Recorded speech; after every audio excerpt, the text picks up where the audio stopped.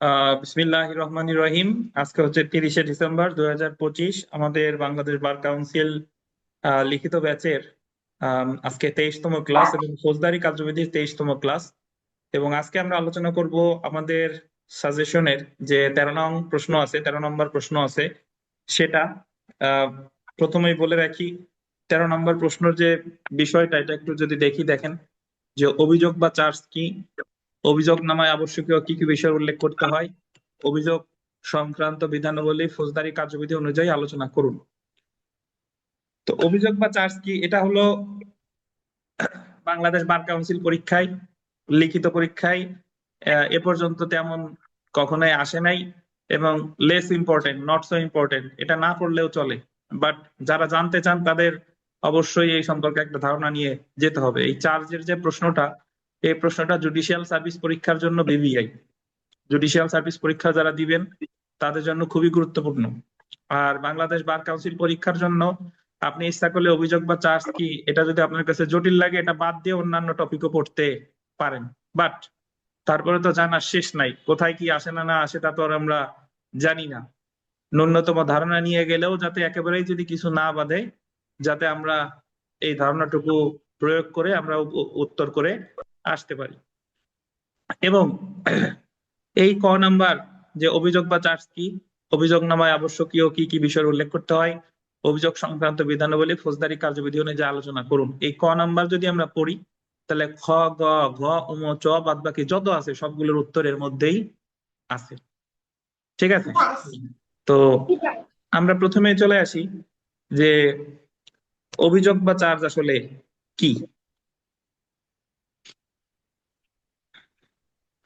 এখানে যে আনুষ্ঠানিক ব্যাখ্যা পড়ার আগে বা আনুষ্ঠানিক সংজ্ঞা পড়ার আগে অভিযোগ বা চার্জ কি এটা যদি আমি আমার ভাষায় ব্যাখ্যা করি, যে একটা ফৌজদারি মামলায় এক পক্ষ যেটা দাবি করে, অর্থাৎ রাষ্ট্রপক্ষ যেটা দাবি করে এবং আসামি যেটা অস্বীকার করে, সেটার উপর ভিত্তি করে চার্জ গঠিত হয়। এবং চার্জ একটা মামলার চার্জের আগের পর্যায়ে বলে ইনকোয়ারি, অনুসন্ধান, আর চার্জ গঠনের পরের পর্যায়ে বলে জুডিশিয়াল প্রসিডিংস বা ট্রায়াল বা বিচার, বিচারিক কার্যক্রম।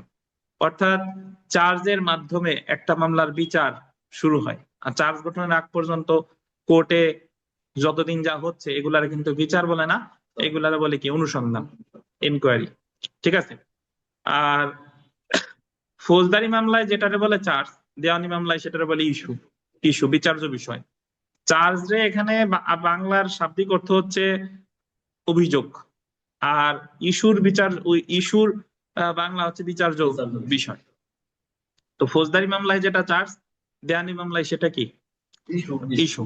আচ্ছা, এর সংজ্ঞা একই, যে এক পক্ষ যেটা দাবি করতেছে অপর পক্ষ যেটা অস্বীকার করতেছে সেটার উপর ভিত্তি করে ইস্যু বা চার্জ গঠিত হয়ে থাকে। এই হলো কথা। এখন যদি বলেন যে স্যার একটা মামলায়, একটা ফৌজদারি মামলায় কখন চার্জ গঠন হয়, গতদিন আলোচনা করছিলাম ওই 205 গ আর 205 গ গর ব্যাখ্যা চলে আসে। আমাদের আদালত থেকে যখন কোনো মামলা যদি এটা দায়রা আদালত কর্তৃক বিচারযোগ্য হয় তাহলে 205 গতে পাঠায় দেয় দায়রা জজের কাছে। আর আমলি আদালত থেকে কোনো মামলা যদি এটা ম্যাজিস্ট্রেট আদালত কর্তৃক বিচারযোগ্য হয় তাহলে ম্যাজিস্ট্রেট আদালত পাঠায় দেবে either CJM or CJM, CMM, CJM or CMM. জেলা পর্যায়ে হলে চিফ জুডিশিয়াল ম্যাজিস্ট্রেট, জেলা পর্যায়ের বাইরে হলে মেট্রোপলিটন এলাকা হলে চিফ মেট্রোপলিটন ম্যাজিস্ট্রেট। ওনাদের কাছে যাওয়ার পরে ওনারা আবার ওই মামলাগুলো সংশ্লিষ্ট ম্যাজিস্ট্রেট টেজিস্ট্রেট যারা আছে তাদেরকে বন্টন করে দিবে যে তুমি এটা বিচার করো। তো যার কাছে গেল ওই আদালতে গিয়ে ডিসচার্জ শুনানি হয়। কি হয় বলেন? ডিসচার্জ। আসামি আবেদন করে যে আমার অব্যাহতি দেওয়া হোক। যদি সে অব্যাহতি আবেদনের শুনানির পরে যদি তার অব্যাহতি দিলে তো দিল, তাহলে আর চার্জ গঠন করার দরকার নাই। আর অব্যাহতি যদি না দেয় তাহলে চার্জ গঠিত হয়ে তার বিরুদ্ধে আনুষ্ঠানিক বিচার শুরু হয়। তাহলে চার্জে আমরা বলতে পারি যে আনুষ্ঠানিক বিচার শুরুর প্রক্রিয়াকেই কি বলে? চার্জ। বা চার্জের মাধ্যমে একটা ফৌজদারি মামলার বিচার শুরু হয়। চার্জ বলতে বোঝায় মামলার এক পক্ষ যেটা দাবি করে অপর পক্ষ যেটা অস্বীকার করে। তো আমরা একটু পড়া শুরু করি। দেখেন যে চার্জ হচ্ছে কোন ব্যক্তির বিরুদ্ধে দেওয়া নির্দিষ্ট অভিযোগের একটি সংক্ষিপ্ত বিবৃতি, যাতে ওই ব্যক্তি প্রাথমিকভাবে তার বিরুদ্ধে আনীত অভিযোগ সম্পর্কে জানার অধিকারী। যার বিরুদ্ধে মামলাটা করা হয়েছে সে বুঝতে পারে চার্জের মাধ্যমে যে তার বিরুদ্ধে কোন অপরাধের, কোন আইনের, কোন ধারার অধীন চার্জ গঠন করা হলো আর কি, বা হয়েছে। তো চার্জ গঠন হলো ফৌজদারি কার্যক্রমের একটি গুরুত্বপূর্ণ ধাপ। এটি বিচার পর্যায়ে, এটা আন্ডারলাইন করে নিতে, বিচার পর্যায় থেকে তদন্তকে পৃথক করে। এটা বিচার পর্যায় থেকে তদন্ত না, এটা লেখেন অনুসন্ধান। এখানে তদন্ত কেটে একটু লেখেন অনুসন্ধান। এই যে এখানে আমি লেখাচ্ছি, এই যে তদন্ত কেটে অনুসন্ধান লিখবেন, অনুসন্ধান।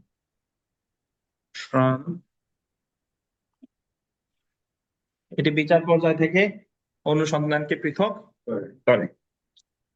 তারপরে দেখেন, কোন ফৌজদারি মামলায় নালিশকারী বা রাষ্ট্রপক্ষ যেটা দাবি করে এবং আসামি কোন ফৌজদারি মামলায় নালিশকারী বা রাষ্ট্রপক্ষ কি যেটা দাবি করে এবং আসামি যেটা কি করে, আসামি যেটা অস্বীকার করে, সেটার উপর ভিত্তি করে চার্জ গঠিত হয়। এবং এই চার্জ সম্পর্কে দেখেন, ফৌজদারি কার্যবিধির আন্ডারলাইন করবেন 221 ধারা থেকে 240 ধারা পর্যন্ত অভিযোগের বিষয়বস্তু গঠন এবং আদালতের ক্ষমতা সম্পর্কে বর্ণনা করা হয়েছে। এখন যদি আপনি বলেন যে স্যার চার্জ গঠন করে কোন আদালত, আমলি আদালত না, চার্জ গঠন করে বিচারিক আদালত। যে আদালত বিচার শুরু করবে সেই আদালত চার্জ গঠন করে। আর চার্জ গঠনের আগে অবশ্যই কিসের শুনানি হয়, ডিসচার্জ শুনানি। এখন একটা জিনিস অধিকাংশ আপনারা যারা আছেন অনেকেই গুলিয়ে ফেলেন, সেটা হলো চার্জশিট আর চার্জ, দুইটা এক জিনিস মনে করে অনেকে বুঝতে পারেন না। একটা হলো চার্জশিট, চার্জশিটের বাংলা হচ্ছে অভিযোগপত্র। কি অভিযোগ পত্র? অভিযোগপত্র দেয় কে? পুলিশ। পুলিশ তদন্ত ওই যে 160 থেকে শুরু করে 173 পর্যন্ত করে, যে যে পুলিশ প্রতিবেদন জমা দেয় 173-এ, ওইটা হয় চার্জশিট, নাইলে ফাইনাল রিপোর্ট। যদি অভিযোগ সত্য, মানে তার বিরুদ্ধে যদি আসলেই দেখা যায় যে সে অপরাধগুলো করছে, তাহলে দেয় চার্জশিট। আর যদি দেখে যে অপরাধগুলো করে নাই, তাহলে দেখি ফাইনাল রিপোর্ট। তাহলে চার্জশিটের বাংলা অভিযোগপত্র। চার্জশিট দেয় তদন্তকারী কর্মকর্তা এবং চার্জশিট অ্যাকসেপ্ট করতে ম্যাজিস্ট্রেট বাধ্য না, অ্যাকসেপ্ট করতেও পারে নাও পারে। বুঝেন কিনা? অপরদিকে শুধু চার্জ, যেটা চার্জ, এটার বাংলা অভিযোগ, এর সাথে কিন্তু শীট নাই। এই অভিযোগটা গঠন করে কে? এই অভিযোগটা গঠন করে আদালত। আমলি আদালত থেকে, ওয়েদার জিআর আর নন জিআর বা সিআর যে মামলাই হোক না কেন, যখন কোনো মামলা আমলি আদালত থেকে বিচারের উদ্দেশ্যে বদলি হয় বিচারিক আদালতে 205 গ বা 205 গ গতে, তারপর বিচারিক আদালতে গিয়ে আগে হয় ডিসচার্জ শুনানি। ডিসচার্জ শুনানি হওয়ার পরে যদি কাউকে ডিসচার্জ না দেয়, তাহলে তাদের বিরুদ্ধে চার্জ গঠন করা হয় এবং আসামিরা, অভিযুক্ত ব্যক্তিরা কাঠগড়ায় দাঁড়ানো থাকে, তাদেরকে জিজ্ঞাসা করে আপনাদের বিরুদ্ধে অমুক আইনের এত এত ধারায় চার্জ গঠন করা হলো, আপনি কি দোষী নাকি নির্দোষ। এই যে যে চার্জ গঠনটা কার দায়িত্ব? আদালতের। সো চার্জ আর চার্জশিট কিন্তু এক জিনিস না। অনেকে আপনারা না বুঝে মনে করেন যে চার্জ আর চার্জশিট একসাথে গুলিয়ে ফেলেন, বা চার্জ আর চার্জশিট কিন্তু প্রকৃতপক্ষে এক জিনিস না। এখন আমরা এখানে যদি আসি, দেখেন যে অভিযোগ নামায় বা চার্জে যে সকল বিষয় উল্লেখ করতে হয়, পরীক্ষায় আসতে পারে। জুডিশিয়াল সার্ভিস পরীক্ষা একবার এসেছে, বাংলাদেশ বার কাউন্সিল পরীক্ষায় কখনোই আসে নাই। সো এখানে অভিযোগ নামায় বা চার্জে যে সকল বিষয় উল্লেখ করতে হয়, বা বলা যেতে পারে উপাদান। যদি বলে চার্জের উপাদান কি, তবু উত্তর হুবহু কি বলেন, একই। যদি বলে শর্তাবলী কি, তাও কি একই। বুঝতে পারছেন? তাহলে উপাদানও যা, শর্তাবলীও যা, আর যে যে বিষয় উল্লেখ করতে হয়, উত্তর ঘুরে ফিরে সব একই।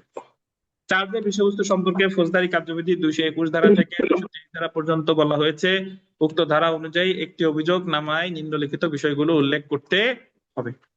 প্রথমে যেটা আমরা দেখি, 1 নম্বর যদি দেখেন, চার্জে অপরাধের বিবরণ থাকতে হবে। তারপরে লাইনটা দেখেন, অপরাধের নির্দিষ্ট নাম উল্লেখই যথেষ্ট বিবরণ। এই কথাটার অর্থ কি? চার্জে মানে ওই লোকটা কিভাবে কি অপরাধটা করছে, এটার বিস্তারিত বিবরণ থাকতে হবে। সে চুরি করছে কিভাবে, ঘরে ঢুকে করছে না কোন জায়গায় করছে, এটা থাকতে হবে। তবে যদি ওই অপরাধের নির্দিষ্ট নাম থাকে, তাইলে আর বিস্তারিত বিবরণের দরকার নাই। নাম না থাকলে, যখন আপনি একটা জিনিসের নাম জানেন না, যদি বলছে কি খাইছো, ভাই খাবারের নাম তো জানি না, তবে একটু টক টক ঝাল ঝাল শক্ত শক্ত, বিবরণ দিচ্ছেন। আর যদি জানতেন যে নাম কি কদবেল, তাহলে আর বিবরণ দেওয়া লাগতো না। তাহলে যদি আপনার নির্দিষ্ট নাম থাকে, তাহলে নাম উল্লেখ করলেই যথেষ্ট। আর যদি নাম না থাকে, তাহলে কি দিতে হবে? বিবরণ দিতে হবে।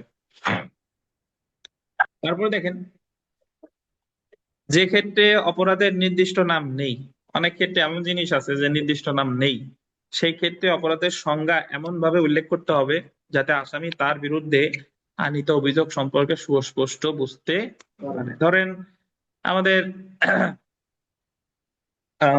একটা কথা যদি বলি, যে আমরা যখন দণ্ডবিধি পড়বো, বা যেহেতু আমরা প্রিলিমিনারি পড়ে এসেছি, মৃতদেহের সাথে যদি কেউ অনৈতিক কর্মকাণ্ড করে, মানে যৌনাচার, অতি প্রাকৃতিক যৌনাচার করে, আনন্যাচারাল অফেন্স করে, তো এটা আমাদের দণ্ডবিধিতে স্পেসিফিক কোনো ধারা নাই যে মৃতদেহের সাথে যৌনাচার করলে আলাদা কোনো শাস্তির বিধান আছে কিনা। তাহলে এই জায়গায় অনেকগুলো ধারা উল্লেখ করা যায়। প্রথমত ধর্ম অবমাননা হয়, কারণ আপনি মৃতদেহের সাথে কিছু করা মানেই ওই ধর্মের অবমাননা করা। তাহলে ওই জায়গায় ওই চার্জে উল্লেখ করতে হবে যে অমুক এই মৃতদেহের সাথে এই কাজ করছে, এই কারণে এটা ধর্ম অবমাননা বলে অভিহিত হবে। যাতে, যেহেতু এই অপরাধের আলাদা কোনো নাম নেই, ইংরেজিতে এটা বলে নেক্রোফিলিয়া, কিন্তু আমাদের দণ্ডবিধিতে এটা শাস্তিযোগ্য অপরাধ না। অপরাধ না বলতে সুস্পষ্টভাবে বলা নাই আর কি। অনেক ধারায় তারে শাস্তি দেওয়া যেতে পারে, বাট অ্যাকচুয়ালি কোনো ধারা স্পেসিফিক ভাবে বলা নাই, বাট অনেক ধারায় তারা সাজা দেওয়া যেতে পারে। কারণ যে যে ক্ষেত্রে কোনো অপরাধের সুস্পষ্ট নাম নাই, না থাক সমস্যা নাই, তাহলে সেই ক্ষেত্রে ওখানে উল্লেখ করতে হবে যে কিভাবে অপরাধটা করেছে, নাকি? তারপরে আমরা চলে আসি 3 নাম্বার, যে আইন বা ধারা অনুসারে অপরাধ করা হয়েছে বলে উল্লেখ করা হয়েছে চার্জে, সেটা উল্লেখ করতে হবে। আইন বা ধারা মানে কোন আইনের কোন ধারায় অপরাধটা হয়েছে এটা। এখন যদি বলেন স্যার কোন আইনের, আমাদের দেশে তো অপরাধ সংক্রান্ত অনেক আইন আছে, দণ্ডবিধি আছে, মাদকদ্রব্য নিয়ন্ত্রণ আছে, যৌতুক নিরোধ আইন আছে, স্পেশাল পাওয়ার্স অ্যাক্ট আছে, নারী ও শিশু নির্যাতন দমন আইন আছে, মানব পাচার ও প্রতিরোধ দমন আইন আছে, নাকি? অসংখ্য আইন আছে, পর্নোগ্রাফি আইন আছে, অসংখ্য আইন আছে। সো কোন আইনের কোন ধারায় এই অপরাধটা সে করেছে, সে আইনের ধারাও উল্লেখ করতে হবে। তারপরে যদি আমরা দেখি আসামির পূর্ববর্তী দণ্ডের ঘটনা, তারিখ এবং স্থান উল্লেখ করতে হবে। মানে এ যদি, এই যে মামলার আসামি, এ যদি আগে কোনো মামলায় দণ্ড পেয়ে থাকে, বুঝেন তো, মানে এটা যৌতুক, এটা চুরির মামলা, দেখানো যেতে পারে সে আগেও চুরি করে দণ্ড পাইছে, তাহলে ওই চার্জে উল্লেখ করতে হবে যে কবে সে দণ্ডিত হয়েছিল, কত তারিখে, কোন স্থানের আদালতে, এগুলো চার্জে উল্লেখ করা যেতে পারে। তারপরে দেখেন 5 নাম্বার, চার্জের মধ্যে অভিযোগকৃত অপরাধের সময় ও স্থান সম্পর্কে উল্লেখ থাকবে। কি সম্পর্কে বলেন? সময় ও স্থান। চার্জের মধ্যে ওই অভিযোগকৃত অপরাধের সময় ও স্থান থাকবে। সময় ও স্থান। এখন যদি বলেন স্যার সময় ও স্থান মানে কি, সময় ও স্থান মানে সে কয়টার সময় খুন করছে, কোন জায়গায় করছে, এটা অবশ্যই চার্জে কি থাকবে, উল্লেখ থাকবে। আচ্ছা, এরপরে আমরা যদি 6 নাম্বার পয়েন্টটা পড়ি, আসামিকে যখন বল দেবেন অপরাধমূলক বিশ্বাস ভঙ্গের অথবা অসাধুভাবে অর্থ আত্মসাতের অভিযোগে চার্জ গঠন করা হয়, আবার এই দুটো একটু গোল দিবেন, কি কি?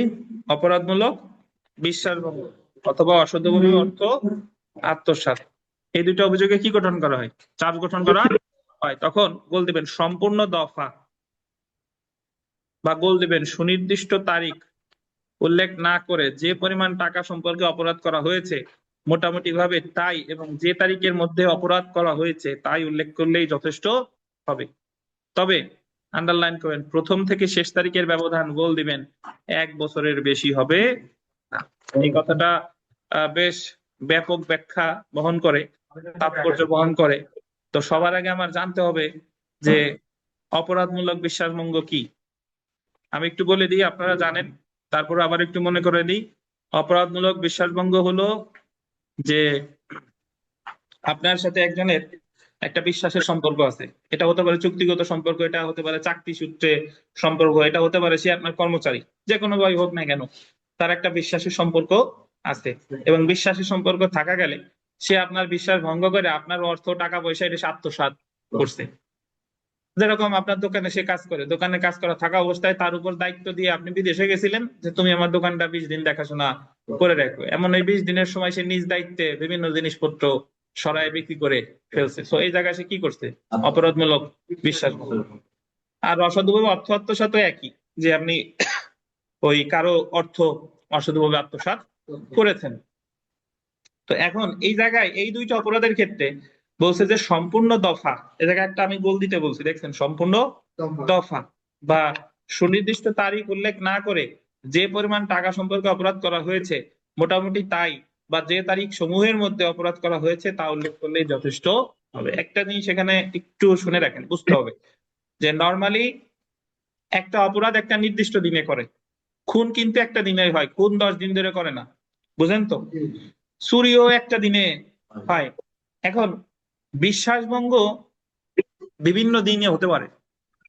কিভাবে হতে পারে? কারণ বিশ্বাসভঙ্গ অপরাধের নেচার এরকম যে একজন লোক বেক্সিমকো গ্রুপে চাকরি করে, তো তারে ওই বেক্সিমকোর মালবাহী গাড়িতে, ওষুধবাহী গাড়িতে করে সারা দেশের বিভিন্ন জায়গায় ওষুধ সাপ্লাই দিতে হয়, সে তো বেক্সিমকোর একজন কর্মচারী।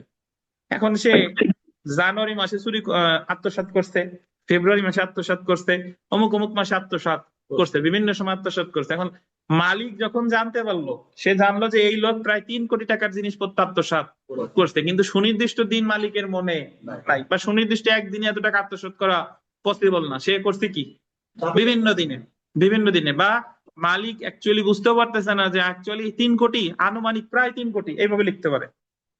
তো এই ক্ষেত্রে আদালত যখন সন্দিহান আরজি পড়ে বা উভয় পক্ষের যুক্তিতর্ক শুনে, বা যে মামলা করছে তার যে আরজি বলেন আর এফআইআর বলেন, এটা দেখে যখন সে সন্দিহান, তখন আদালত উল্লেখ করতে পারে যে তার বিরুদ্ধে চার্জ গঠন করা হলো অসাধুভাবে আত্মসাতের জন্য বা অপরাধজনক বিশ্বাসভঙ্গের জন্য, সে আনুমানিক এত টাকা আত্মসাৎ করেছে, এক্সাক্ট অ্যামাউন্ট না লিখলেও চলবে। এবং আদালত লিখতে পারে এত তারিখ থেকে এত তারিখের মধ্যে আনুমানিক এত টাকা আত্মসাৎ করেছে, এই জন্য তার বিরুদ্ধে দণ্ডবিধির 406 ধারা চার্জ গঠন করা হলো। তাহলে এই চার্জে কিন্তু নির্দিষ্ট দিন নাই, নির্দিষ্ট টাকার পরিমাণ নাই, কিন্তু তবুও চার্জটা কি হবে? সঠিক হবে, কারণ এই বিধান আমাদের ফৌজদারি কার্যবিধিতে আছে। তবে পরক্ষণে বলে দিছে যে তবে 1 তারিখ থেকে আরেক তারিখের ব্যবধান কত দিনের বেশি হবে না। ওই যে লিখছে যে আনুমানিক এত তারিখ থেকে এত তারিখের মধ্যে এত লাখ টাকা আত্মসাৎ করছে, তাই আনুমানিক এত তারিখ থেকে এত তারিখের যে ব্যবধান, এটা 1 বছরের বেশি হবে না। বুঝেন কিনা? এখন প্রিলির একটা দারুণ প্রশ্ন যে কোন ধরনের অপরাধের ক্ষেত্রে চার্জ গঠন করলে প্রথম থেকে শেষ তারিখের ব্যবধান 1 বছরের বেশি হবে না? অপরাধজনক বিশ্বাসভঙ্গ আর অসাধুভাবে কি অর্থ আত্মসাৎ, নাকি? আচ্ছা, এখন আপনাদের অনেকের প্রশ্ন আসতে পারে যে স্যার তাইলে যদি এরকম হয়, আমরা তো জানলাম যে 1 বছরের মধ্যে সে করে নাই, কিন্তু যদি সে 2 বছর ধরে করে, যে এত তারিখ থেকে এত তারিখের মধ্যে অপরাধ মানে করছে, ভাই প্রথম কথা হলো যে এই এই এই এই এই বিধানটা শুধুমাত্র আনুমানিকের ক্ষেত্রে প্রযোজ্য। আপনি যখন আনুমানিকের কথা লিখবেন তখন লিখতে পারেন, বাট ব্যবধান কত বছরের বেশি হবে না, 1 বছরের বেশি হবে না। আর আপনি যদি জানেন যে স্পেসিফিক অমুক অমুক অমুক ডেটে সে আত্মসাৎ করছে, তাহলে তো 5 বছরও হতে পারে, 10 বছরও হতে পারে। আদালত বলবে যে এত তারিখ এত করছে, এত তারিখ এত করছে, এত তারিখ এত করছে, সবকিছু সুনির্দিষ্ট। বুঝেন কিনা? তাহলে আমাদের অনেকের ধারণা হইতে পারে যে 1 বছরের বেশি হইলে তাহলে কি হবে, 1 বছরের বেশি হইতেই পারে, কিন্তু সেই ক্ষেত্রে সুনির্দিষ্ট দিনক্ষণ থাকতে হবে। কিন্তু যদি আপনি আনুমানিকের কথা লেখেন তাহলে কত, 1 বছরের বেশি হবে না। চার্জে লিখতে হবে যে এত তারিখ থেকে এত তারিখের মধ্যে এত টাকা আত্মসাৎ সে করেছে। বোঝা গেছে? আচ্ছা, এরপরে দেখেন 7 নম্বরে যে কিছু কিছু অপরাধ গোল দিবেন কি উপায়ে সংগঠিত হয়েছে তার চার্জে উল্লেখ করতে হবে। কি উপায়? একটু আগে আমি বলেছি যে যে জায়গা অপরাধের নাম উল্লেখ আছে সে জায়গার আলাদা করে কোন উপায়ে করছে এটা উল্লেখ করার দরকার নাই। খুন করছে, সে কি গুলি করে খুন করছে, নাকি গলায় দড়ি দিয়ে খুন করছে, নাকি পিটিয়ে খুন করছে, তা উল্লেখ করার দরকার নেই, শুধু খুন লিখলেই হবে। তবে কিছু কিছু অপরাধ আছে, যেমন এই অপরাধগুলো শুধু নাম লিখলেই হবে না, কি উপায়ে করছে সেটা উল্লেখ করতে হবে। কি কি দেখেন? 1 নম্বরে দেখেন প্রতারণা, 2 নম্বরে মিথ্যা সাক্ষ্য দান, 3 নম্বরে সরকারি কর্মচারীকে দায়িত্ব পালনে বাধা দান। এই অপরাধগুলো যে প্রতারণা, আপনি কিভাবে করেছেন? ছদ্মবেশে প্রতারণা করেছেন, নাকি কোন ভাবে প্রতারণা করছেন এটা এখানে কি থাকবে, উল্লেখ থাকবে। মিথ্যা সাক্ষ্যদান, মিথ্যা সাক্ষ্যদান কোন উপায়ে করছেন, আপনি কি আদালতের কাছে দিছেন নাকি কোন সরকারি কর্মকর্তার কাছে দিছেন, এটা কোন উপায়ে করেছেন এটা কি থাকতে হবে, উল্লেখ থাকতে হবে। সরকারি কর্মচারীকে দায়িত্ব পালনের বাধা দান, সরকারি কর্মচারীকে দায়িত্ব পালনের বাধা দান কিভাবে দিচ্ছেন, আঘাত করছেন নাকি ক্রিমিনাল ফোর্স করছেন, কিভাবে করছেন, এটা অবশ্যই জায়গায় কি থাকতে হবে, উল্লেখ থাকতে হবে। এখন যদি আপনি বলেন স্যার এই অপরাধগুলো কেন উপায় উল্লেখ থাকতে হবে, কারণ এই অপরাধগুলোর বিভিন্ন ধরনের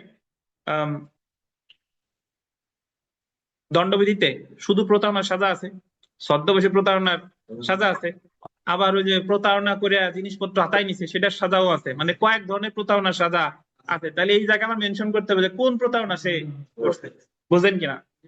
মিথ্যা সাক্ষ্যদানের সাজা 193 থেকে শুরু করে 200 পর্যন্ত আছে ওই জায়গা, তাহলে মিথ্যা সাক্ষ্যদানটা সে কিভাবে করছে, বুঝেন কিনা।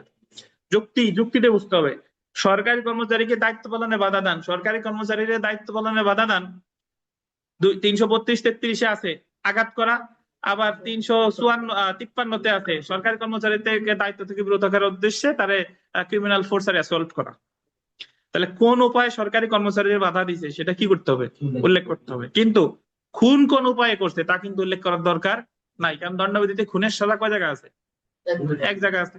ধর্ষণের সাজা কয় জায়গা আছে, এক জায়গা আছে। তাহলে ওই অপরাধগুলোর সাজা কিন্তু অনেক জায়গা নাই, বুঝেন কিনা।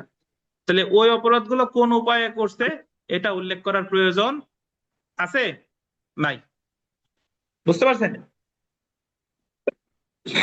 তো এই হলো কথা। তো তাহলে যদি আমরা উপাদানের মধ্যে যাই, যে চার্জের বিবরণ থাকতে হবে, বিবরণ দেওয়ার দরকার নাই, নির্দিষ্ট নাম থাকলেই যথেষ্ট। যে ক্ষেত্রে নির্দিষ্ট নাম নাই সেক্ষেত্রে কি দিতে হবে, বিবরণ দিতে হবে। 3 নম্বরে আমরা পড়ছি কোন আইনের কোন ধারা উল্লেখ করতে হবে। পূর্ববর্তী দণ্ড যদি পেয়ে থাকে কত তারিখে পাইছে, ঘটনা তারিখ স্থান উল্লেখ করতে হবে। যে অপরাধটা করছে কোন সময় করছে কোন স্থানে করছে উল্লেখ করতে হবে। বিশ্বাসভঙ্গ বা আত্মসাতের ক্ষেত্রে সুনির্দিষ্ট দফা না লিখলেও চলবে, তবে প্রথম তারিখ থেকে শেষ তারিখের ব্যবধান কয়দিন বেশি হবে না, 1 বছর বেশি হবে না।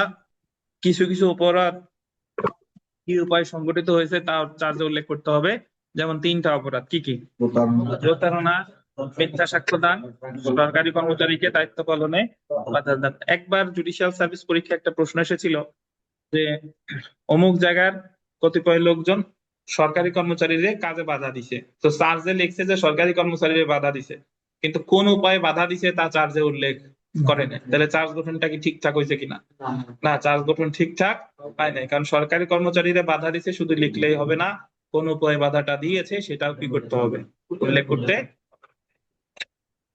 তো অনলাইনে যারা আছেন আপনারা কি আমার কথা শুনতে পাচ্ছেন কিনা ক্লিয়ারলি একটু জানান দয়া করে। জি স্যার, আসসালামু আলাইকুম, শুনতে পাচ্ছি। ওয়ালাইকুম আসসালাম। কোনো প্রশ্ন, আলহামদুলিল্লাহ শুনতে পাচ্ছি স্যার। হ্যাঁ কোনো প্রশ্ন থাকলে বলেন। এই যে আমরা যতটুকু পড়লাম চার্জের উপাদান নিয়ে কোনো প্রশ্ন আছে কিনা,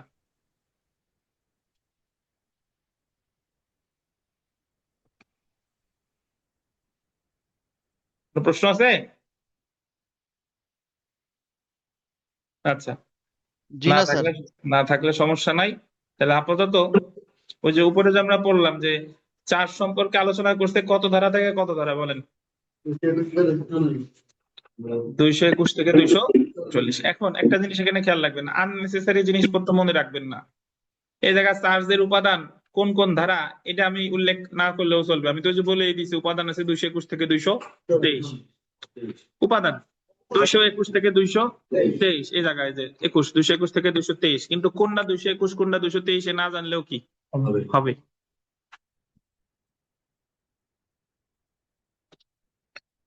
এবার আসি আমরা খুবই গুরুত্বপূর্ণ একটা বিষয়, এখান থেকে প্রশ্ন আসতে পারে, চার্জে ভুলের ফলাফল।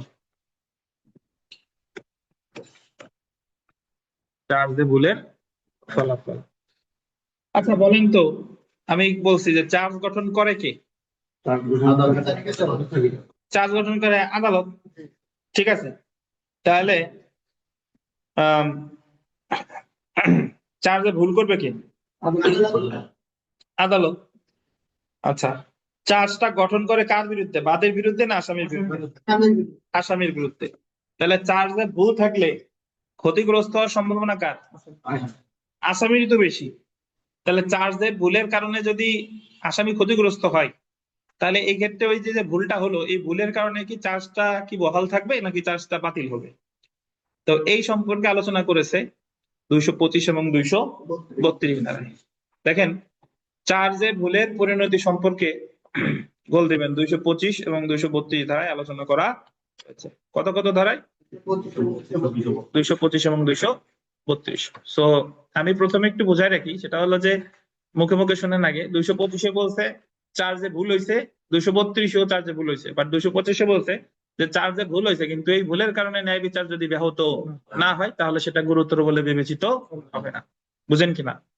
মানে আপনার অনেক বড় একটা অসুখ হইছে, কিন্তু এই অসুখের কারণে আপনি মানে অসুখ হইছে ঠিক আছে, ভুগছেনও, কিন্তু মারা যাওয়ার সম্ভাবনা নাই, তবে এই অসুখ গুরুতর বলে বিবেচিত হবে না। বুঝেন কিনা?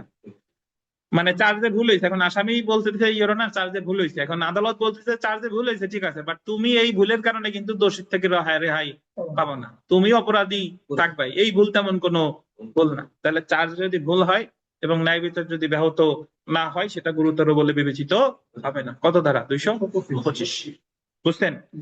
আর 225-এর উল্টা হলো 232। 232-এ বলছে যে চার্জে ভুল হয়েছে এবং এই ভুলের কারণে ন্যায় বিচার কি ব্যাহত হয়েছে, তাহলে ওই চার্জ বাতিল হবে।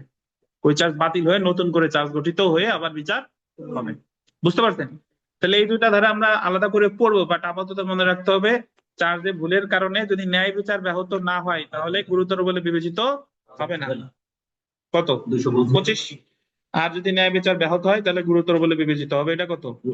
232।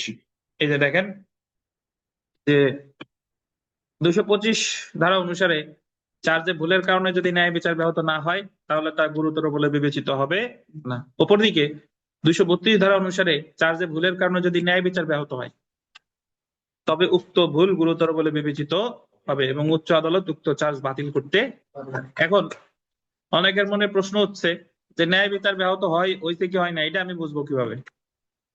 যে আমি তো বুঝলাম যে চার্জে ভুলের কারণে ন্যায় বিচার ব্যাহত হলে বাতিল হবে, ন্যায় বিচার ব্যাহত না হলে চার্জ বাতিল হবে না। এখন প্রশ্ন হলো যে ন্যায় বিচার ব্যাহত হয়েছে কি হয় না, এটা আমি কিভাবে বুঝবো? এটা ওই যে ওই মামলার ঘটনা থেকে বুঝবো যে কি ভুলটা হয়েছে, এটা দেখে বোঝা যাবে যে আসলে কি এই ভুল সংশোধনযোগ্য কিনা, বা এই ভুল বাতিল করে নতুন বিচার হবে কিনা, নাকি এই ভুলের কারণে যে সাজা দিছে এটা কোনো সমস্যা নাই।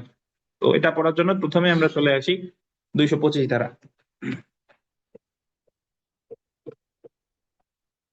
চার্জে ভুলের পরিণতি। ফৌজদারি কার্যবিধি 225 ধারা মতে চার্জ বা অভিযোগে অপরাধের বর্ণনা বা অন্য কোনো তথ্য পরিবেশনের সময় কোনো ভুল হলে, আন্ডারলাইন করবেন, কোনো কিছু বাদ পড়লে, ধরেন আসামির নাম সগীর, লিখে ফেলছে আদালত দবির, ঘটনা ঘটছে 21শে জানুয়ারি, লিখে ফেলছে 22শে জানুয়ারি, চার্জে ভুল লিখে ফেলছে। তো কোনো কিছু বাদ পড়লে যদি আসামি বিভ্রান্ত না হয়, এই যে আন্ডারলাইন করেন, আসামি বিভ্রান্ত না হয় বা ন্যায় বিচার ব্যাহত না হয় তাহলে তা মামলার কোনো পর্যায়ে গুরুতর ভুল বলে বিবেচিত হবে না। অর্থাৎ এই ধরনের ভুলের কারণে মামলার বিচারে কোনো ধরনের ব্যাঘাত সৃষ্টি হবে না। অর্থাৎ এসব আপনি লিখবেন টেকনিক্যালি, আপনার যে মুখস্থ করতে হবে এমন কোনো কথা নাই। আপনি লিখবেন যে চার্জে ভুলের কারণে যদি ন্যায় বিচার ব্যাহত হয় তাহলে সেটা ন্যায় বিচার ব্যাহত না হয় তাহলে সেটা গুরুতর বলে বিবেচিত হবে।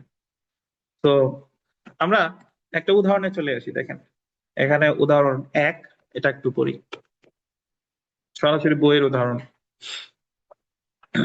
কাবিরকে, দেখেন আন্ডারলাইন করেন, দণ্ডবিধি 242 ধারায় চার্জ করা হয়েছে যে, মানে কাবিরের বিরুদ্ধে চার্জ গঠন করেছে দণ্ডবিধির কত ধারায়?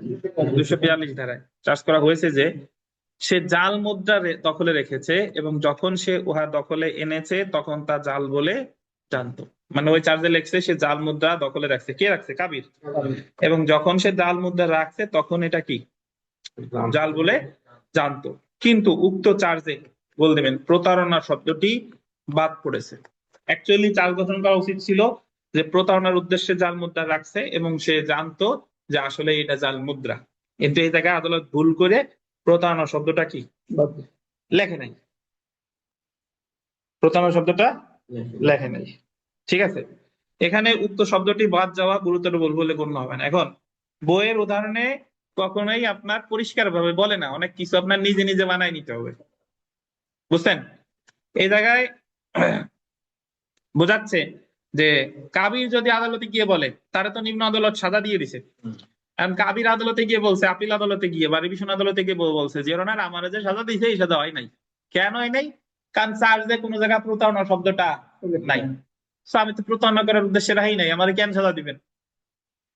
আদালত বলতেছে যে না, আপিল আদালত বলতেছে যে প্রতারণা নাই, তাতে কি প্রতারণা শব্দটা বাদ করছে তাতে কি হয়েছে, বাট ওই জায়গায় পড়ে দেখ কি লেখা আছে, জাল মুদ্রা দখলে রাখছে এবং যখন দখলে আনছে তখন সে জাল বলে তুমি জানতা।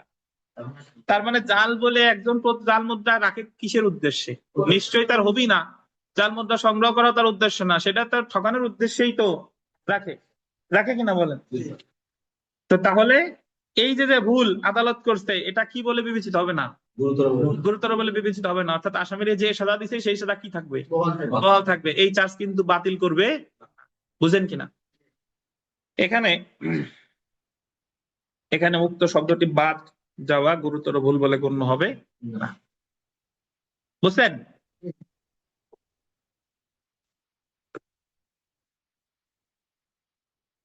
আমরা চলে এসে উদাহরণ 2। বিবিআই খুবই মনোযোগ দিবেন যে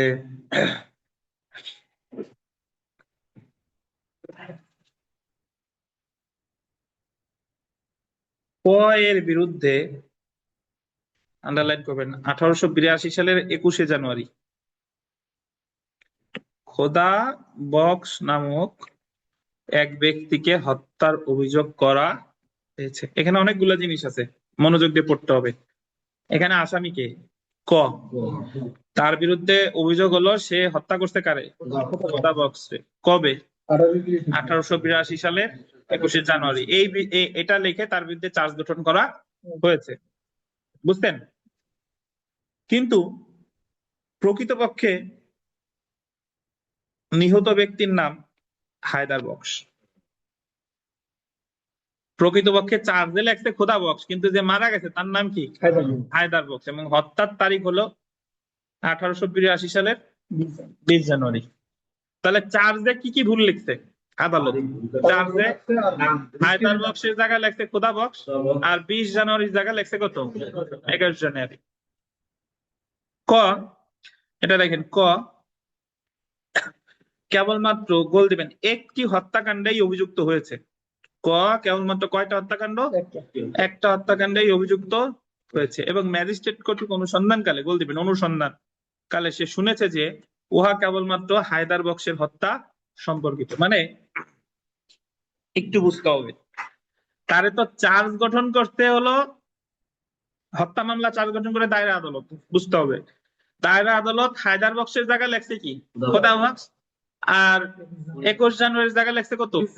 20 জানুয়ারির জায়গায় 21 জানুয়ারি লেখছে, সরি 20 জানুয়ারির জায়গায় 21 জানুয়ারি লেখছে। এখন ধরেন করে আদালত দায়রা জজ ফাঁসি দিয়ে দিছে বা যাবজ্জীবন কারাদণ্ড দিয়ে দিছে, দেওয়ার পরে এখন ও আপিল আদালতে গিয়ে বলতেছে যে ওনার দেখেন আদালত চার্জ গঠনে ভুল করতে, এই জায়গায় লিখছে 21শে জানুয়ারি, আর লেখছে কি মারা গেছে হায়দার বক্স, লেখছে খোদা বক্স। আমি তো খোদা এরকম কোন ঘটনা তো ঘটে নাই, আমার সাজা বাতিল হবে। আমার সাজা কি বাতিল হবে। তখন আদালত বলতেছে যে তুমি ভাব ধরো না। কেন ভাব ধরো না? কারণ চার্জ, একটা মামলা ফৌজদারি মামলা তো চার্জ গঠনের পর থেকেই শুরু হয় না, বিচার তো চার্জ গঠনের পর হয়, বাট ওই মামলাটা অনুসন্ধান থাকে বহুতকাল, গ্রেফতার করা চার্জশিট দেওয়ার পর্যন্ত ওই মামলাটা তো আমলি আদালতে থাকে। ওই যে পোস্টমর্টেম রিপোর্ট, চার্জশিট কালে সে যখন জামিন নিছে, যখন মামলা তদন্ত ছিল, তখন সব জায়গায় লেখা কি হায়দার বক্স, সব জায়গায় লেখা কি হায়দার বক্স, আর সব জায়গায় তারিখও ছিল 20 জানুয়ারি।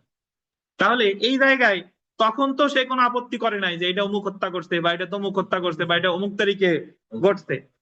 তাহলে অনুসন্ধানকালে এই যে লাইনটা, ম্যাজিস্ট্রেট কর্তৃক অনুসন্ধানকালে সে শুনেছে যে উহা কেবলমাত্র হায়দার বক্সের হত্যা সম্পর্কিত।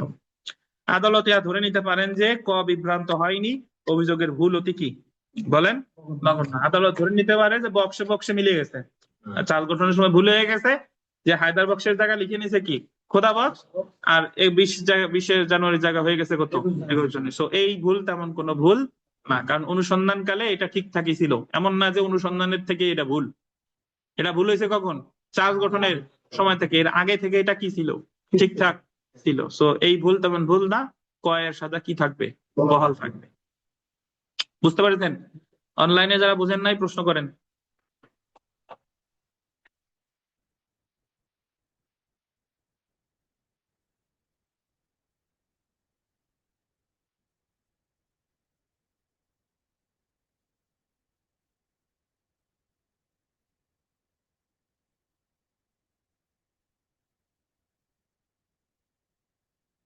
হ্যালো।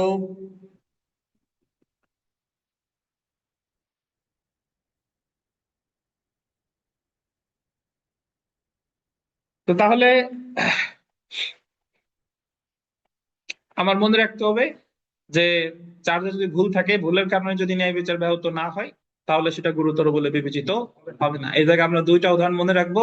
আপনাদের পরীক্ষায় সরাসরি এই উদাহরণ থেকেও দিতে পারে, 5 মার্ক হতে পারে। এই যে এই সেম উদাহরণ হায়দার বক্সের, খোদা বক্সের উদাহরণ দিয়ে দিছে, তখন কিন্তু আমার এই জায়গায় আলোচনা করতে হবে কত ধারা? 232, 25 ধারা, সরি 225। এবি থেকে আপনি বুঝতেন? 225 বলেন তো কি বুঝতেন?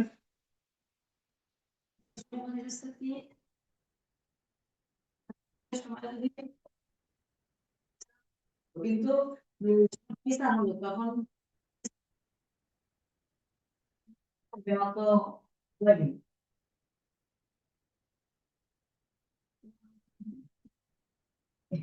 বলেন বলেন। আর 232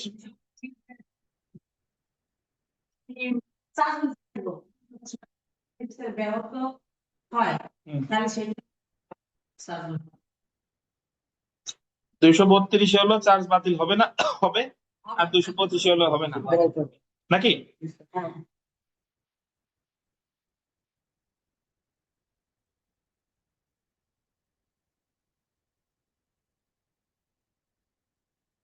আচ্ছা, আমরা চলে আসি 232 ধারা।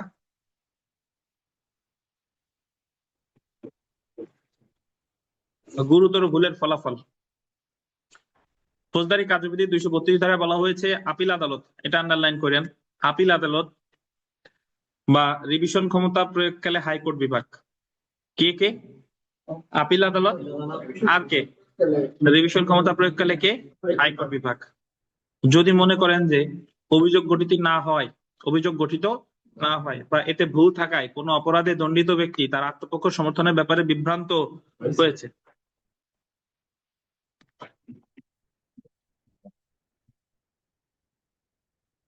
তাহলে উক্ত আদালত যেরূপ অভিযুক্ত মনে করেন সেইরূপ অভিযোগ গঠন করে নতুন বিচারের নির্দেশ দিবেন এবং দণ্ডাদেশ বাতিল করে দিতে পারেন। এখন আপনি এই কথাটা আপনার ভাষায় ব্যাখ্যা করতে পারেন এইভাবে যে আপিল আদালত বা রিভিশন ক্ষমতা প্রয়োগকালে হাইকোর্ট বিভাগ যদি দেখেন যে কোনো বিচারিক আদালত কোনো চার্জ গঠনে ভুল করেছে এবং ওই ভুলের কারণে ন্যায় বিচার ব্যাহত হয়েছে, তখন আদালত ওই চার্জের উপর ভিত্তি করে যে দণ্ডাদেশটা দিয়েছে, আপিল বা রিভিশন আদালত সেটা বাতিল করে দিয়ে নতুন করে চার্জ গঠন করে বিচারের নির্দেশ দিতে পারে। এটাই আলোচনা করা হয়েছে ফৌজদারি কার্যবিধির কত ধারায়? 232 ধারায়। মানে আপনার যে হুবহু এই কথাই লেখা লাগবে বিষয়টা কিন্তু না, না। আপনি জাস্ট ধারায় যা আছে এটা আপনার ভাষায় উল্লেখ করলেই হলো, ধারাটা ঠিক রেখে। তো এখন আমরা এখানে একটা দারুণ উদাহরণ আছে, আবার সেই বক্স ফ্যামিলির কাছে চলে যায়। দেখেন উদাহরণ,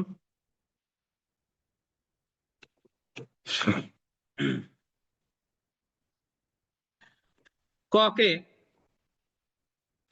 1882 সালের 20 জানুয়ারি হায়দার বক্সকে এবং 1882 সালের 21 জানুয়ারি খোদা বক্সকে হত্যার জন্য চার্জ করা হয়েছে। বুঝতে হবে আগে, ক হলো একজন ব্যক্তি, সে হলো আসামি, তার বিরুদ্ধে দুইটা অভিযোগ, দুইটা চার্জ গঠন করছে। সে তার বিরুদ্ধে প্রথম অভিযোগ হলো 20 জানুয়ারি সে হত্যা করছে কারে? হায়দার বক্সকে। আর 21 জানুয়ারি, একই বছর 21 জানুয়ারি হত্যা করছে কারে?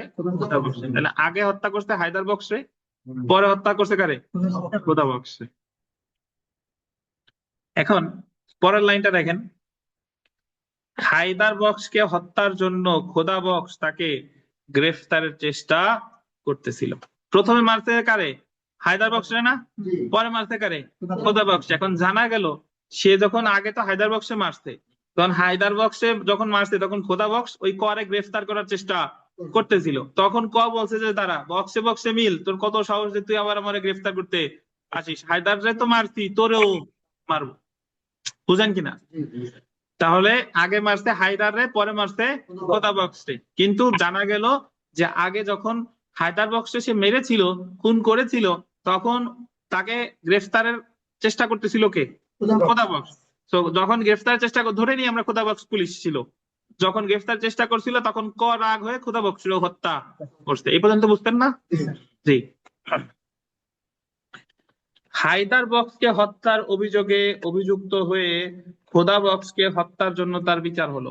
এখন তার মামলার বিচার হইছে, হায়দার বক্সকে হত্যার অভিযোগে অভিযুক্ত হয়ে খোদা বক্সকে হত্যার জন্য তার বিচার হলো। মানে তার প্রথম মামলার বিচার হয় নাই, বিচার হয়েছে কোন মামলা?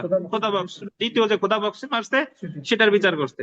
প্রকৃতপক্ষে যে সকল সাক্ষী উপস্থিত ছিল তারা সকলে হায়দার বক্সের হত্যাকাণ্ডের সাক্ষী। বিচার হয়েছে খোদা বক্সের হত্যা করা, কিন্তু খোদা বক্সের হত্যা করার মামলায় যারা সাক্ষী দিছে, সাক্ষ্য প্রদান করছে, তারা সবাই সাক্ষী হচ্ছে হায়দার বক্সের প্রথম মামলার সাক্ষী।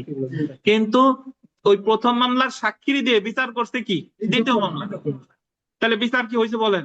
হয় নাই। আদালত এখানে ধরে নিতে পারেন যে ক বিভ্রান্ত হয়েছে এবং ভুলটি গুরুতর বলে বিবেচিত হবে। তখন আদালত ক্ষেত্রে ক যায় যদি বলে যে না দেখেন, আমার বিরুদ্ধে হত্যা মামলা 2টা, কিন্তু এই খোদা বক্সের হত্যা মামলায় আমার বিরুদ্ধে যে সাক্ষ্য প্রদান করছে, সবাই সাক্ষ্য প্রদান করছে যারা, তারা সবাই হায়দার বক্সের হত্যা মামলার সাক্ষী, কিন্তু তাও আমার এই জায়গায় সাজা দিয়ে দিতে। সো আমার বিরুদ্ধে যে চার্জ গঠন করছে এই চার্জটা কি বৈধ না, এই জায়গা কি আছে, ভুল আছে। তখন আপিল আদালত বা রিভিশন আদালত এই চার্জের উপর ভিত্তি করে যে দণ্ড দিছে সেটা কি করে দিতে পারে, বাতিল করে দিয়ে নতুন করে চার্জ গঠন করে বিচারের নির্দেশ দিতে পারে। কত ধারা? কিসের শব্দ?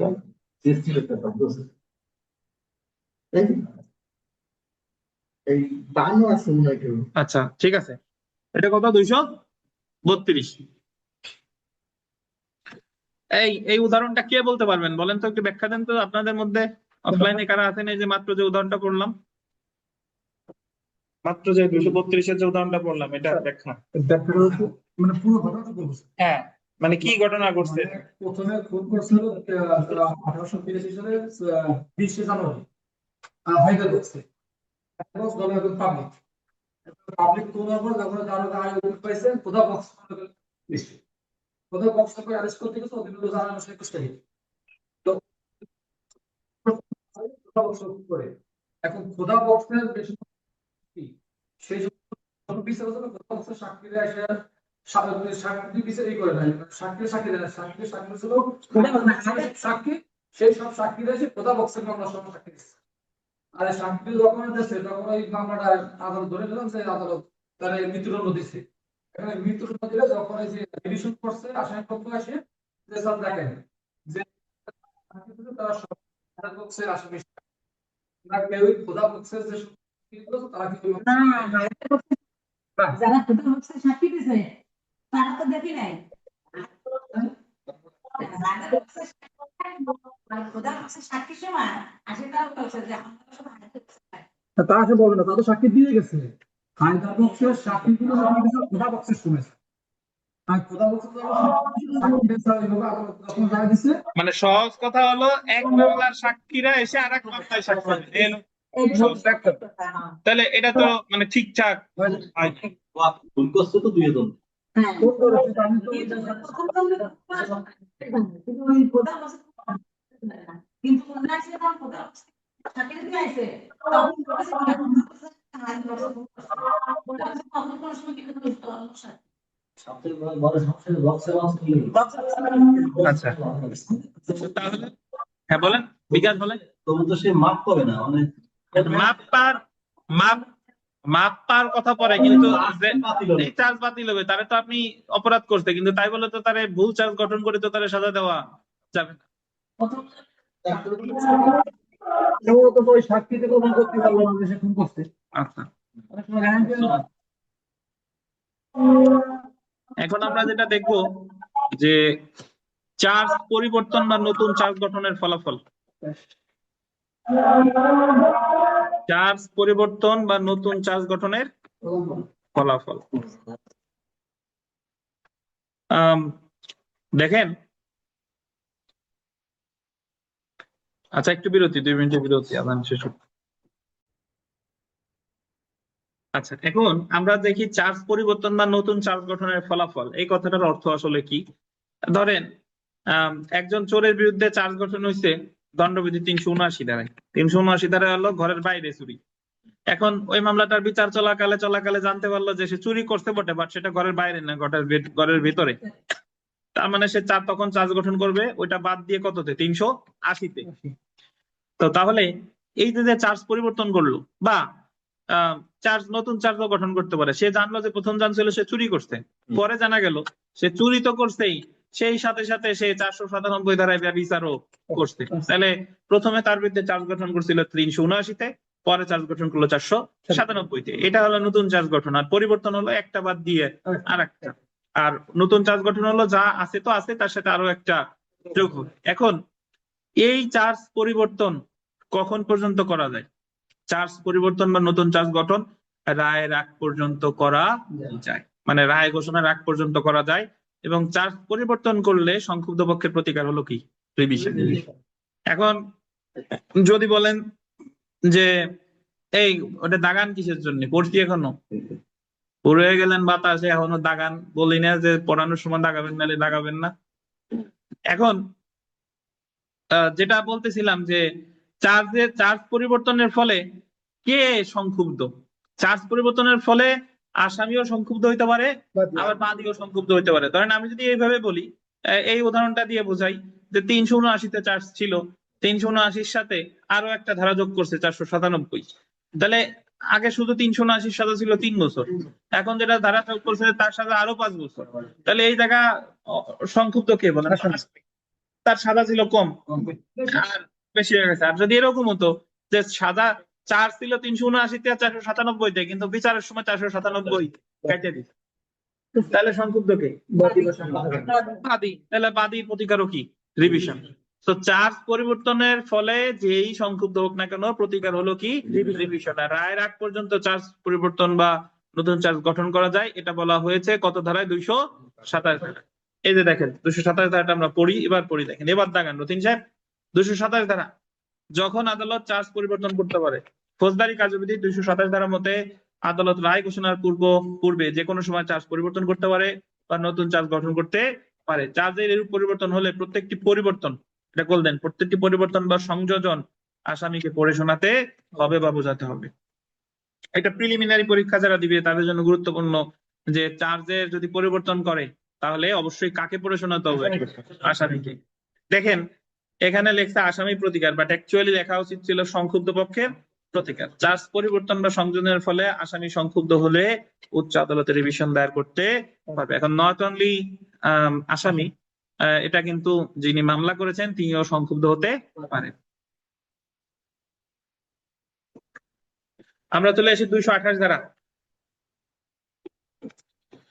চার্জ পরিবর্তনের ফলে যখন বিচার চলতে পারে, এটা 227-এর মানে একটু ব্যাখ্যা হলো 228 আর 229। মানে চার্জ পরিবর্তন করতে কিন্তু কেউই সংক্ষুব্ধ হয় নাই, বাদীরও যাই আসে না, আসামিরও যায় আসে না, তাহলে বিচার চলবে। এটা কত? 228। এই যে দেখেন ফৌজদারি কার্যবিধি 228 ধারা মতে চার্জ পরিবর্তনের কারণে যদি আসামি আত্মপক্ষ সমর্থনে ক্ষতিগ্রস্ত না হয় বা সরকার পক্ষের ক্ষতিগ্রস্ত হওয়ার সম্ভাবনা না থাকলে পরিবর্তিত বা সংশোধিত অভিযোগকে মূল অভিযোগ ধরে আদালত বিচার শুরু করতে পারে। আমি তো মনে করি না যে এটা আপনার মুখস্থর কোনো দরকার আছে। চার্জ পরিবর্তন হয়েছে বা নতুন চার্জ গঠন করতে সরকারও সংক্ষুব্ধ, রাষ্ট্রপক্ষ সংক্ষুব্ধ হয় নাই, আসামিও সংক্ষুব্ধ হয় নাই, তাহলে বিচার তার বিচারের গতিতে চলবে। 228 আর 229 দেখেন যে চার্জ পরিবর্তনের ফলে যখন বিচার স্থগিত থাকে। ফৌজদারি কার্যবিধি 229 ধারা মতে চার্জ পরিবর্তনের কারণে আসামি পক্ষের ক্ষতিগ্রস্ত হওয়ার সম্ভাবনা থাকলে বা সরকার পক্ষের ক্ষতিগ্রস্ত হওয়ার সম্ভাবনা থাকলে পরিবর্তিত বা সংশোধিত অভিযোগের উপর ভিত্তি করে আদালত বিচার স্থগিত রাখার আদেশ দিতে পারে। মানে হলো যদি কেউ সংক্ষুব্ধ হয়, either prosecution or accused person, যেই সংক্ষুব্ধ হোক না কেন, সে তো গিয়ে রিভিশন করবে। আর রিভিশন করবে আর এই মাস যে বিচার চলবে তা তো হতে পারে না। তাহলে আদালত তার বিচার কি রাখতে পারে? স্থগিত রাখতে পারে। এটা কত? 200। তাহলে চার্জ কখন কখন পরিবর্তন করা যায় রায়ের আগ পর্যন্ত, এটা বলছে 227। আর চার্জ পরিবর্তনের বিরুদ্ধে সংক্ষুব্ধ পক্ষের প্রতিকার হলো কি? চার্জ পরিবর্তনের ফলে বিচার চলবে, এটা 228। চার্জ পরিবর্তনের ফলে বিচার স্থগিত থাকবে, এটা কত? 200। বুঝতে পেরেছেন?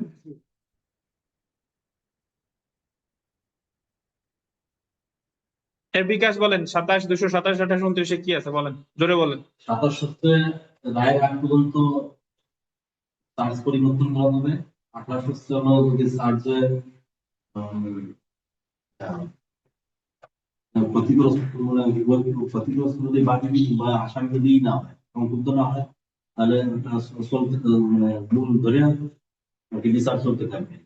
আর 29 হচ্ছে যদি সংক্ষুব্ধ আসামি হোক আর বাদী পক্ষ হোক, এটা স্থগিত করতে পারে বন্ধ দেশে।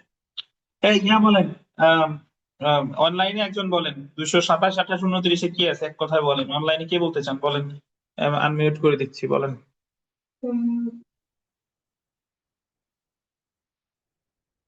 বলেন, অনলাইনে একজন বলেন।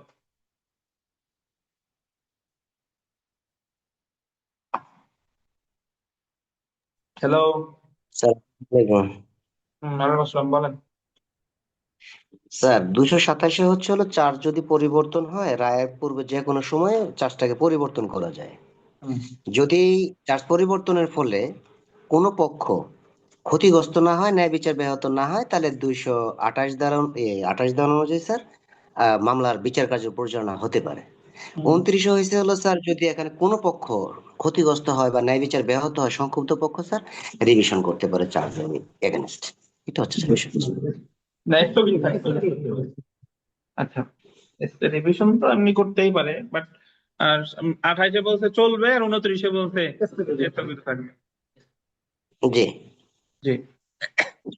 এখন আমরা এই যে 233 ধারা, এই জায়গায় আলাদা একটা প্রশ্নই হয় যে প্রত্যেকটি ভিন্ন অপরাধের জন্য পৃথক অভিযোগ গঠন, এটার সম্পর্কে আলোচনা করো। 233 ধারায় বলছে, 233 ধারার সারসংক্ষে বলো যে যতগুলো অপরাধ চার্জ ততগুলো, মামলাও ততগুলো। একজন ব্যক্তি এক বাড়িতে গিয়ে একজনকে আঘাত করছে, আর এক বাড়িতে গিয়ে ঘরে আগুন দিতে, তাহলে এই জায়গা আঘাতের জন্য মামলা একটা, ঘরে আগুনের জন্য মামলা একটা, এই দুইটার বিচার একসাথে করা যাবে না। এটা হলো কত ধারার কথা? 233। একটু যদি পড়ি দেখেন 233 যে পৃথক অপরাধের ক্ষেত্রে পৃথক চার্জ গঠন এবং পৃথক বিচার। ফৌজদারি কার্যবিধি 233 ধারা মতে প্রত্যেকটি পৃথক অপরাধ সমূহের জন্য পৃথক চার্জ গঠন করতে হবে। অপরাধ যতগুলো চার্জও ততগুলা, এমন প্রত্যেকটি চার্জ আন্ডারলাইন করেন পৃথক পৃথক ভাবে বিচার করতে হবে, এবং বিচারও করতে হবে কিভাবে? পৃথক বিচার ও পৃথক পৃথক ভাবে মানে হলো মামলা আলাদা, পৃথক পৃথক বিচার মানে হলো পৃথক পৃথক মামলা। বুঝেন কিনা? যদি বলে পৃথক পৃথক বিচার মানে কি মামলা আলাদা আলাদা। তবে 233 ধারার এই বিধানাবলী, এই যে দেখেন 234, 235, 236 আর 239 ধারায় ক্ষেত্রে প্রযোজ্য হবে না। পরীক্ষায় প্রশ্ন আসে যে পৃথক পৃথক অপরাধের জন্য পৃথক বিচার, এই নীতিটি কত ধারায় আলোচনা করা হয়েছে এবং এই নীতিটির ব্যতিক্রম সমূহ আলোচনা করো। তাহলে এই নীতিটির ব্যতিক্রম আছে কততে? 234, 235, 236 আর কত 239। সো আমরা যদি একটা উদাহরণ করি, দেখেন ক, এই যে দেখেন ক একটি চুরির ঘটনায় জন্য অভিযুক্ত, একটি ঘটনায় চুরির জন্য অভিযুক্ত, এবং অন্য ঘটনায় দেখেন অন্য ঘটনা মানে ঘটনা কিন্তু দুইটা কি আলাদা, মারাত্মক জখমের জন্য অভিযুক্ত। মানে এক ঘটনায় সে করছে চুরি, আর এক ঘটনায় সে করছে কি মারাত্মক জখম। ফৌজদারি কার্যবিধি 233 ধারা অনুযায়ী কয়ের বিরুদ্ধে চুরি এবং মারাত্মক জখমের জন্য পৃথক চার্জ গঠন করতে হবে এবং পৃথকভাবে বিচার করতে হবে। ফৌজদারি কার্যবিধিতে 233 ধারার ব্যাখ্যা, সেই ব্যাখ্যা অনুসারে মামলা হবে কয়টা? দুইটা। এই জায়গা এই দুইটা বিচার কিন্তু একসাথে করা যাবে না। বুঝছেন? এখন এই নীতির ব্যতিক্রম বলছে, এই নীতির ব্যতিক্রম মানে কখন এই একসাথে সকল চার্জ একসাথে বিচার করা যাবে, এটা জানতে চাইছে যে কখন কোন কোন পরিস্থিতিতে এই দুইটা অপরাধের বিচার একসাথে করা যেত। এই ব্যতিক্রম আছে কততে? 234, 235, 236, 239। এই যে দেখেন যে প্রত্যেকটি অভিযোগ আলাদা আলাদাভাবে বিচার করার বিধানটির ব্যতিক্রম সমূহ, প্রত্যেকটি অভিযোগ আলাদাভাবে বিচার করার বিধানটির ব্যতিক্রম সমূহ ফৌজদারি কার্যবিধি 1898 এর 234, 235, 236 এবং 239 ধারায় আলোচনা করা হয়েছে। তো প্রথমে আমরা যেটা আসবো দেখেন 234 ধারা।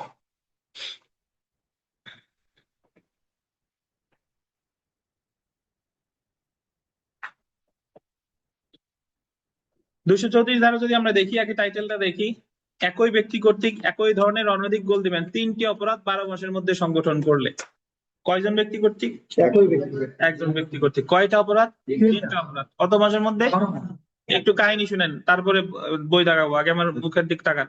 সেটা হলো যে 234 ধারা বলছে যদি একজন ব্যক্তি 12 মাসের মধ্যে, মানে 1 বছরের মধ্যে একই ধরনের একই নেচারের, চুরি হলে 3টে চুরি, ডাকাতি হলে ডাকাতি তো একজনে করা যায় না, ছিনতাই হলে 3টা, খুন হলে 3টা খুন, তাহলে এই 3টা অপরাধের বিচার একসাথে করা যাবে।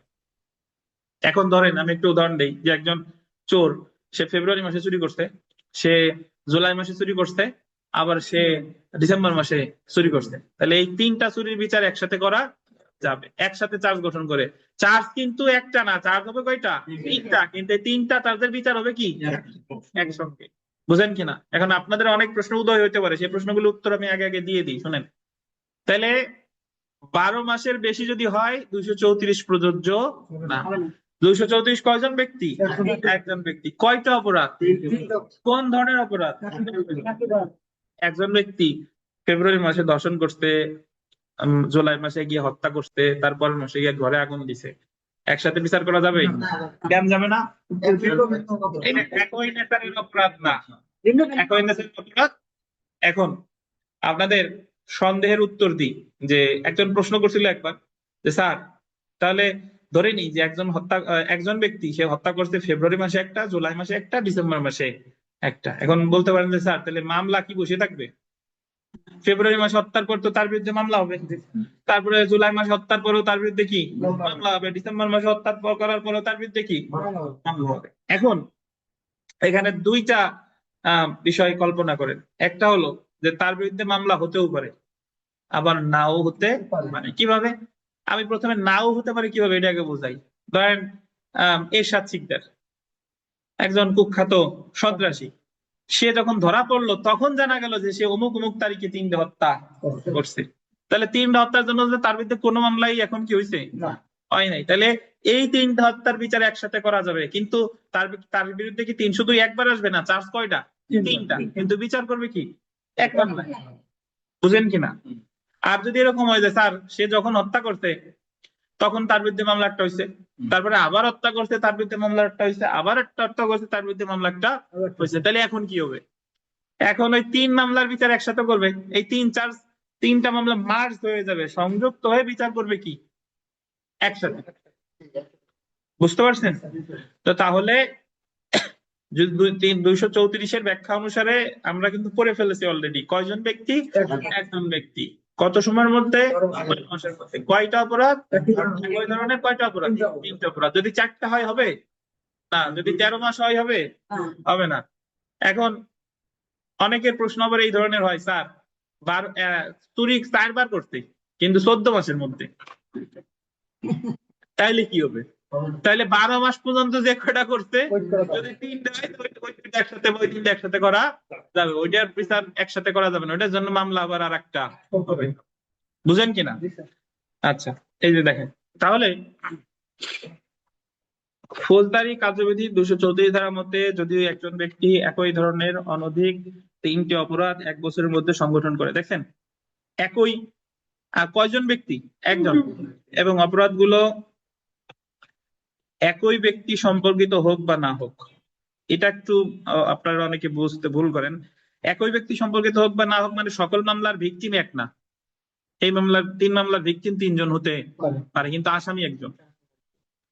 তার বিরুদ্ধে 3-এর অনধিক যে কোনো সংখ্যক অপরাধের জন্য চার্জ প্রণয়ন করা যেতে পারে এবং একটি মোকদ্দমায় বিচার করা যেতে পারে। এখন যেতে পারে, দেখেন বলছে না যেতে করতেই হবে, এটা কি করা যেতে পারে।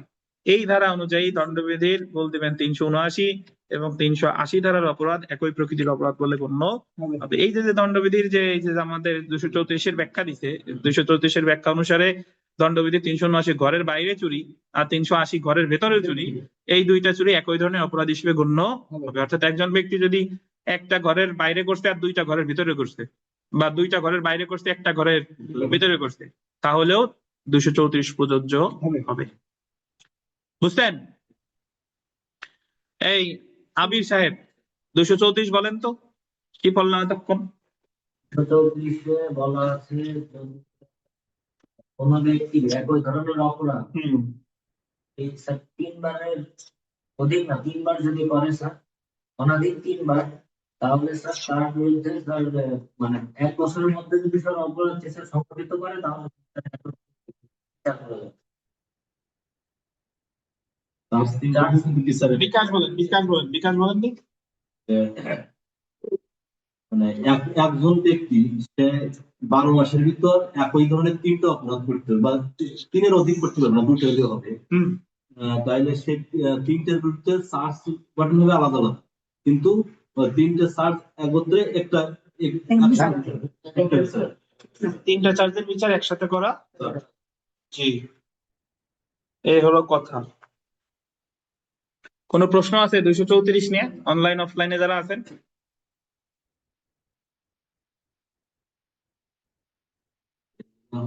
বলেন বলেন। একজন ব্যক্তি খুন করছে জানুয়ারি মাসে, তাহলে সে যাইয়া মানে জানুয়ারি মাসে তার তো মামলা হয়েছে, মামলার পরে সে ফিরে আবার জামিন না হলে তো দ্বিতীয় খুন করতে পারে না। কে জামিন না হলে খুন করা নিষেধ নাকি? না, জেলের ভিতরে সে করলেও হচ্ছে জামিন না হলে সে তো ধরাই পড়ে নাই ধরেন, তখন কি হবে? বা জেলের ভিতরে মারতে পারে না? জেলের ভিতরে করতে পারে, বাইরে করতে পারে, জামিন হয়ে করতে পারে, সে টোটালি ধরাই খাই নাই কিন্তু হত্যা মামলা তার বিরুদ্ধে হইতে।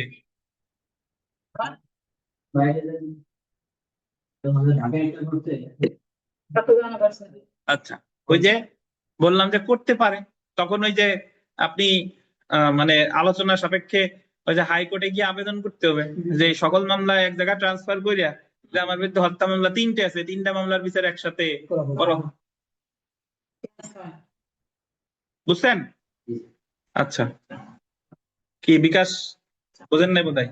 না বুঝলে হ্যাঁ দাঁড়ান, বিকাশ একটা প্রশ্ন করতে দেন, বলেন।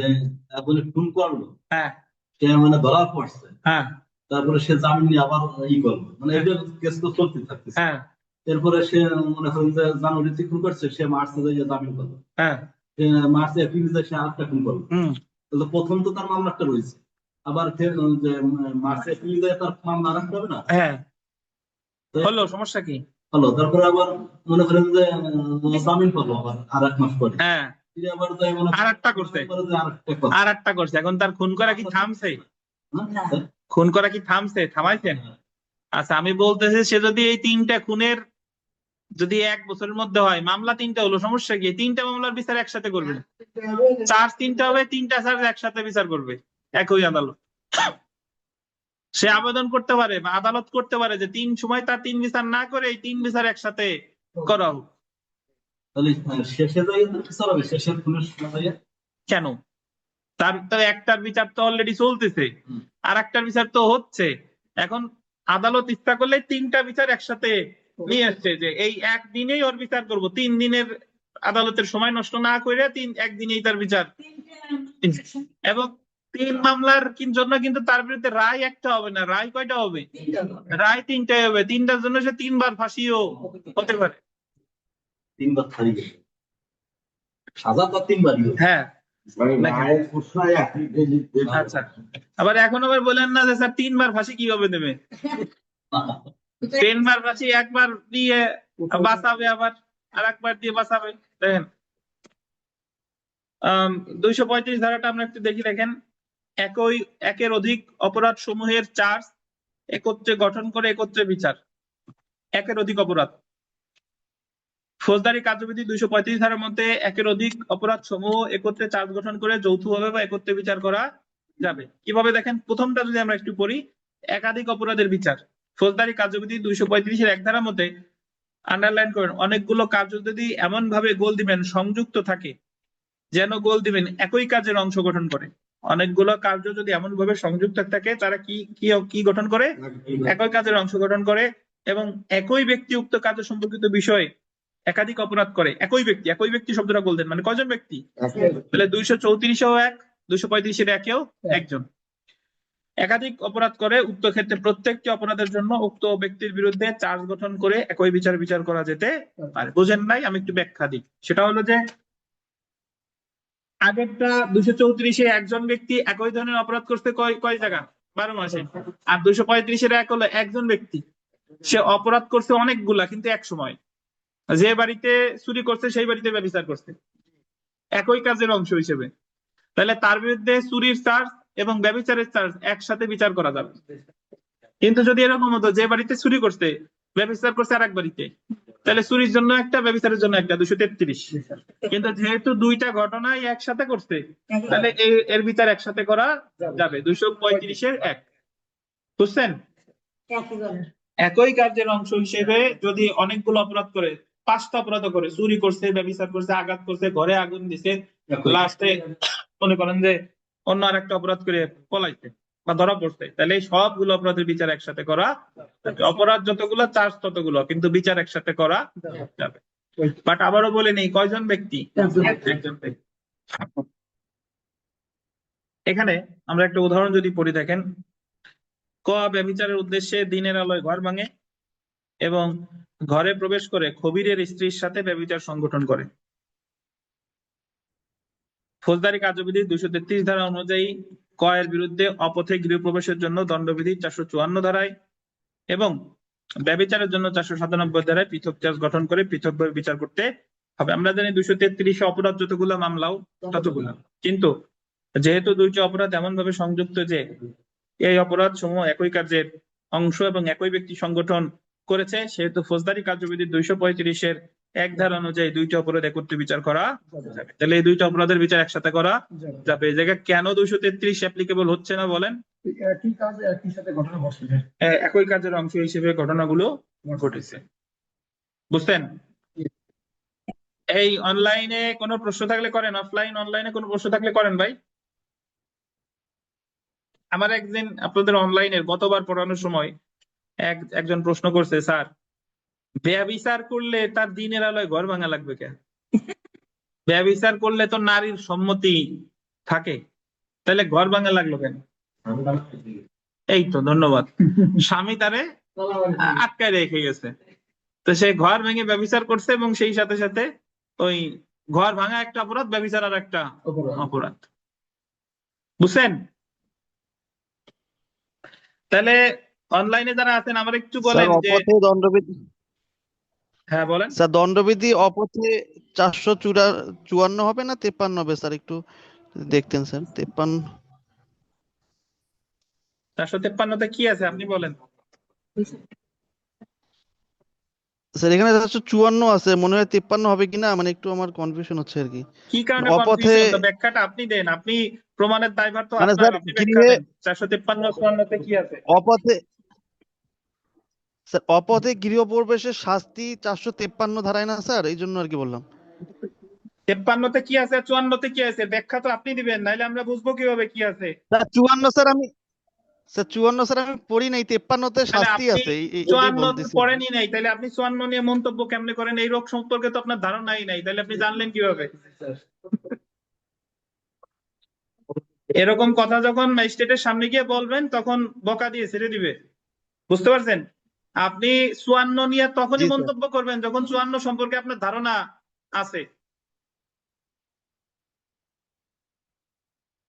আপনি চুরি করছেন, যে আপনি দাবি করছেন যে আমার গাড়ি চুরি হয়েছে, এখন আদালত বলছে যে আপনার যে গাড়ি তার প্রমাণ কি? প্রমাণ তো নাই আমার, তাহলে আপনি দাবি করতেছেন আপনার গাড়ি, কেমনে হবে?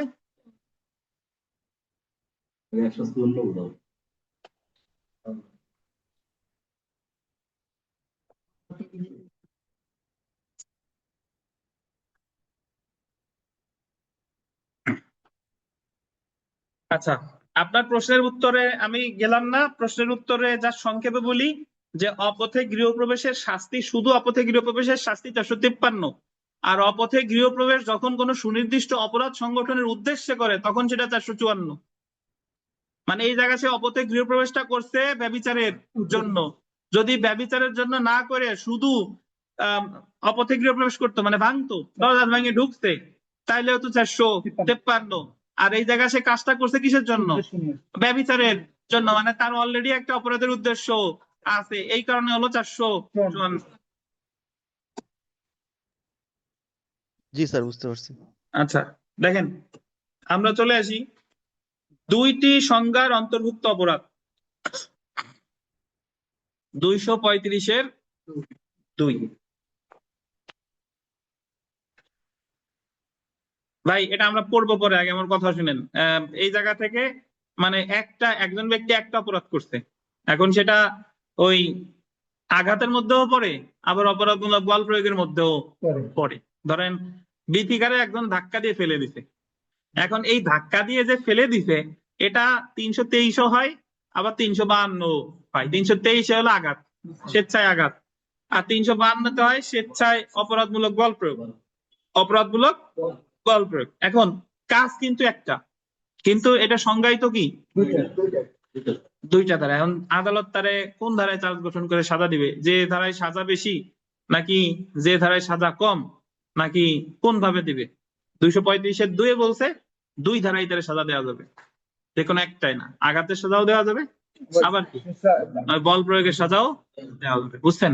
এই যে দেখেন 235-এর 2 ধারা অনুযায়ী অভিযুক্ত কাজগুলো যদি এমন একটি অপরাধ সৃষ্টি করে যা বর্তমানে বলবৎ এরূপ কোন আইনের, যা দ্বারা আন্ডারলাইন করবেন অপরাধের সংজ্ঞা ও দণ্ড প্রদান করা হয়, গোল দিবেন 2 বা ততোধিক পৃথক সংজ্ঞার অন্তর্ভুক্ত হয়। কয়টা?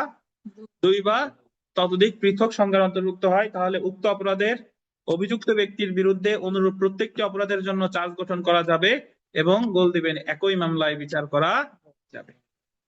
তাহলে আমার বইয়ের ভাষা কিন্তু কঠিন।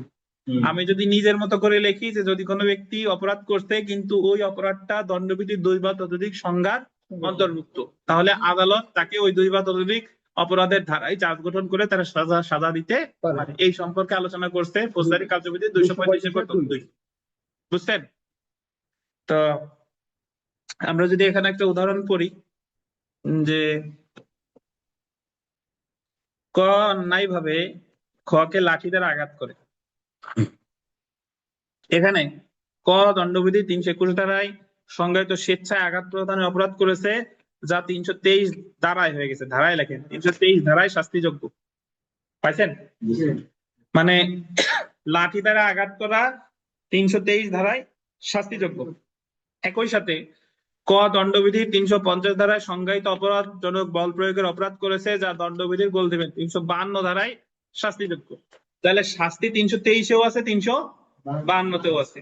সুতরাং ক এর বিরুদ্ধে দণ্ডবিধির 323 ও 352 ধারার অধীনে প্রকৃতভাবে অভিযোগ গঠন করে, উভয় ধারার অধীনে প্রকৃতভাবে না লেখেন, পৃথকভাবে, প্রকৃত না পৃথক লেখেন, পৃথকভাবে অভিযোগ গঠন করে উভয় ধারার অধীনে শাস্তি দেওয়া যাবে।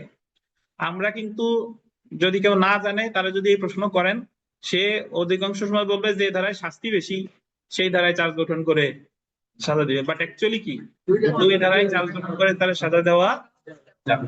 তাহলে 235-এর 1 হলো একজন ব্যক্তি অপরাধ করছে একই কাজের অংশ হিসেবে অনেকগুলো অপরাধ, এটা হলো 235-এর 1। আর 235-এর 2 একই সংজ্ঞা, মানে অপরাধ হয়েছে একটা, বাট 2 বা ততোধিক পৃথক সংজ্ঞার অন্তর্ভুক্ত। এটা কত? 235-এর 2।